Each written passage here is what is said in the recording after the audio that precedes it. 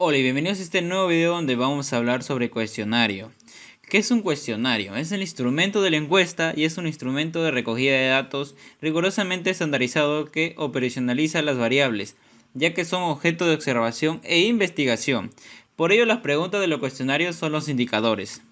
Tipo de cuestionario. Tenemos de entrevista personal, donde los datos estadísticos necesarios para una investigación se reúnen frecuentemente mediante un proceso que consiste en enviar un encuestador, entrevistador o agente directamente a la persona investigada. El investigador efectuará a esta una serie de preguntas previamente escritas en un cuestionario o boleta, donde anotará las respuestas correspondientes.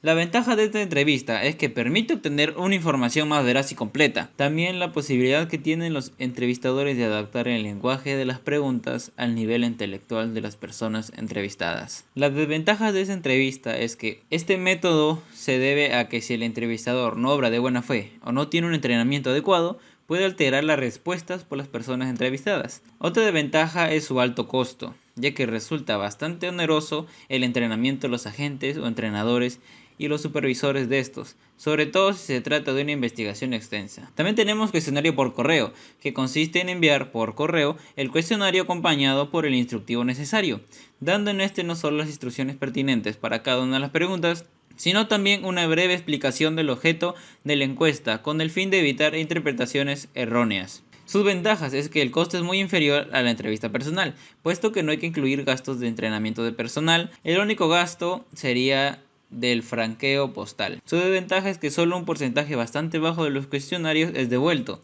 En algunos casos no estamos seguros de que los cuestionarios hayan sido recibidos por sus destinatarios y que hayan sido respondidos por ellos, lo que trae como consecuencia que la información se obtenga con una serie de errores difíciles de precisar por el investigador. También tenemos cuestionarios telefónicos, que consisten en telefonear a la persona a entrevistar y hacerle una serie de preguntas.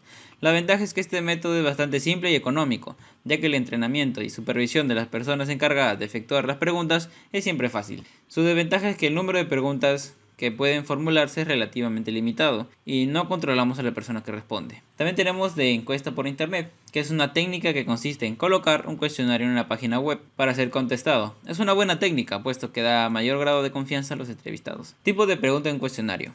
Tenemos según la contestación que admitan. Tenemos abiertos, que no delimitan de antemano las alternativas de respuesta, por lo cual el número de categorías de respuesta es muy elevado. En teoría es infinito, puedes opinar lo que tú quieras. Como por ejemplo, ¿qué opinas del coronavirus? Puedes dar la opinión que tú quieras, una respuesta larga, una respuesta corta. Se deben utilizar muy poco en las encuestas, porque después hay que cerrarlas y luego estandarizarlas. También tenemos de contestación cerrada, que contienen categorías o alternativas de respuesta que han sido delimitadas. Es decir, se presentan a los sujetos las posibilidades de respuestas y ellos deben circunscribirse a ellas. Pueden ser dicotómicas, por ejemplo, dos alternativas sí o no, o incluir varias alternativas de respuesta. Hay preguntas cerradas donde el encuestado puede seleccionar más de una opción o categoría de respuesta. Algunos encuestados pudieran marcar 1, 2, 3 o 5 opciones de respuesta.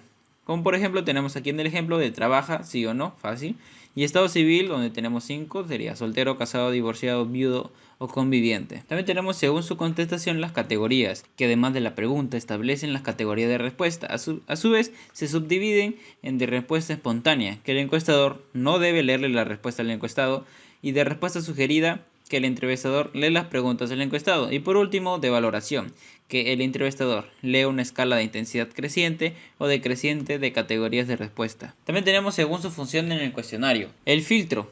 Se utilizan mucho los cuestionarios para eliminar a aquellas personas que no les afecten determinadas preguntas, es decir, que marcan la realización o no de preguntas posteriores. También tenemos batería, donde todas las preguntas tratan sobre el mismo tema y que siempre deben ir junto en el cuestionario, empezando por las más sencillas y luego las más complejas. Esto se denomina embudo de preguntas. También tenemos de control, que se utilizan para comprobar la veracidad de las respuestas de los encuestados. Y normalmente lo que se hace en estos casos es colocar la misma pregunta pero redactada de forma distinta, en lugares separados una de la otra.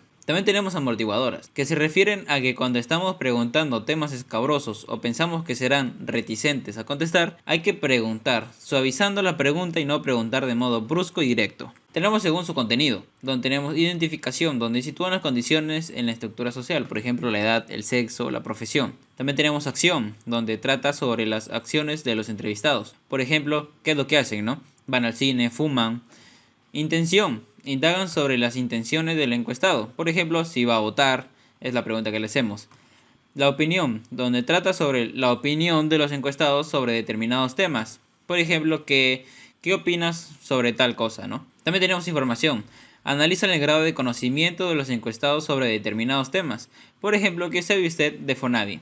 Motivos. Tratan de saber el porqué de determinadas opiniones o actos, como por ejemplo, ¿por qué usted no trabaja? Reglas para la formulación de preguntas. El tamaño de un cuestionario, que no existe una regla al respecto, pero si es muy corto se pierde información y si resulta largo puede resultar tedioso.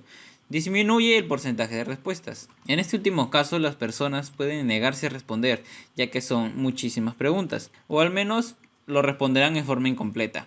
El tamaño depende del número de variables y dimensiones a medir. Una recomendación que puede ayudarte a evitar un cuestionario largo de lo requerido es no hacer preguntas innecesarias o injustificadas. Las preguntas tienen que ser sencillas y redactadas de tal forma que puedan comprenderse con facilidad. No deben incorporar términos morales.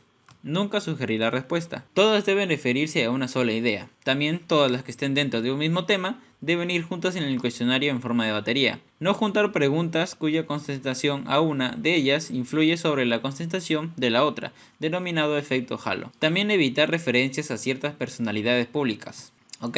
También tenemos que codificar los datos. En cada ítem y variable, codificar los datos significa asignarles un valor numérico que les represente. Por ejemplo, si tuviéramos la variable sexo, con sus respectivas categorías masculino y femenino, a cada categoría le asignaríamos un valor. Este podría ser, para masculino su codificación sería 1 y para femenino su codificación sería 2. Así, Rosa en la variable sexo sería un 2 y Luis y Ángel serían un 1 y así sucesivamente. Otro ejemplo, para variable horas de exposición diaria a la televisión. Tenemos diferentes categorías y con su codificación. Tenemos 9 televisión, una codificación de 0. 2 horas, una codificación de 4. Más de 4 horas, una codificación de 8. La codificación es necesaria para analizar cuantitativamente los datos, por ejemplo, aplicar análisis estadístico. Una vez que se indique el nivel de medición de cada variable ítem y que se determine su codificación, se procede a aplicar una prueba piloto del instrumento de medición. Es decir, se aplica a personas con características semejantes a las de la muestra o población objetivo de la investigación. En esta prueba se analiza si las instrucciones se comprenden y si los ítems funcionan adecuadamente. Los resultados se usan para calcular la confiabilidad y, de ser posible, la validez del instrumento de medición. La prueba piloto se realiza con una pequeña muestra, inferior a la muestra definitiva, claro. Los autores aconsejamos que cuando la muestra sea de 200 a más, se lleve a cabo la prueba piloto con entre 25 y 60 personas, salvo que la investigación exija un número mayor, y así ya la prueba piloto sería más. Bueno, eso es todo por este video, espero que les haya gustado, que haya sido de su agrado, que sea entendible toda esta teoría que les estoy dando. Todavía seguiremos un poco más de teoría y después a un poco de práctica. Eso sería todo, nos vemos en el siguiente video. Hasta luego.